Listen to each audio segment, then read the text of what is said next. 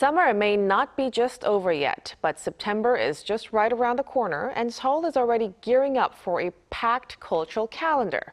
From major art festivals and a free museum admission to outdoor libraries, nighttime place tours, and fireworks, there's plenty to look forward to as we head into fall. So for a closer look into this, our culture correspondent Chung Hye-lim joins me in the studio. Big welcome, Hye-lim. Good evening, Mok-yeon. So let's start first with the arts sector. So next week, it seems like a pretty big week for art lovers. What's happening? That's right. Seoul Art Week kicks off on Monday and runs through September 6th. It brings together 159 exhibitions and programs at 141 art spaces across the city. The city will also host some of the biggest events related to art, not only nationally but internationally, including Frieze Seoul and Kiaf, drawing collectors, galleries, and art lovers from Korea and abroad. And if you're into art, next week is probably one of the best weeks of the year to be in Seoul.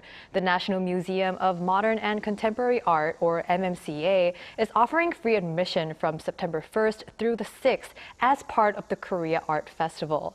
And that applies to all four branches: Seoul, Gwacheon, Deoksugung, and Cheongju.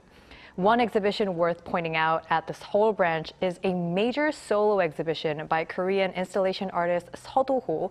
This exhibition spans roughly 3 decades of his career, from early works to some of his more recent projects.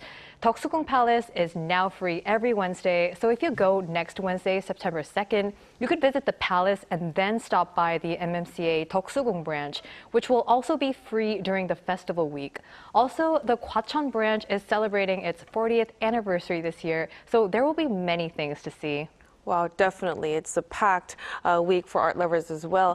But since the weather is kind of cooling down lately, Hye-lim, could you introduce some of the outdoor options that we have? Yeah, Mok-yeon, August was an exhausting month. There was extreme heat, but things are cooling down, and while that's happening, outdoor activities are starting up again. The Seoul Outdoor Library returns beginning September 4th after taking a break during the hottest part of summer. It now operates at 3 major locations: Seoul Plaza, Gwanghwamun Square, and along Cheonggyecheon Stream. There are around 12,000 books available across the 3 locations this year, along with reading areas and cultural programs. What's also great this season is the accessibility for international visitors. The outdoor library features translated Korean literature and foreign language collections in English, Japanese, and Chinese. And along with beanbags, weekend performances, and family zones, it's designed as an easy, relaxing spot located right in the heart of Seoul. Wow, I must have to check it out. Then, Hye-lim, I hear that there's a nearby Gyeongbokgung Palace. There's some event over there. The nighttime opening is coming? Exactly. So Gyeongbokgung nighttime opening, it begins fall time on September 2nd, and it's a completely different experience from visiting during the day. It's absolutely beautiful and stunning. The palace will be open at night from 7 to 9:30.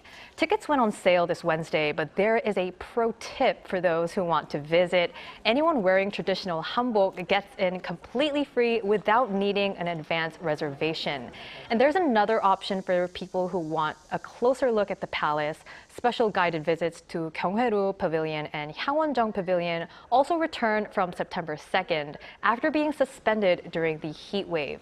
Those tours are held on Wednesdays and Fridays. Wow, so we've got art, we've got outdoor reading, and nighttime palace visits. What about next week? Where can we go next week? So, Mok-yeon, one of Seoul's most loved events is upcoming, and I, for one, am completely excited for it. The Seoul International Fireworks Festival, an annual fall event everyone can enjoy. Events begin on Friday, September 4th, with the main fireworks show taking place on Saturday, September 5th at Yeouido Hangang Park. There will also be daytime activities, food trucks, and a drone show before the fireworks begin. And every year, huge crowds gather not only in Yeouido, but along different parts of the river to watch. So if you're planning to go, this is definitely one event where you want to plan ahead and probably get there early. And I think that's really the story of next week.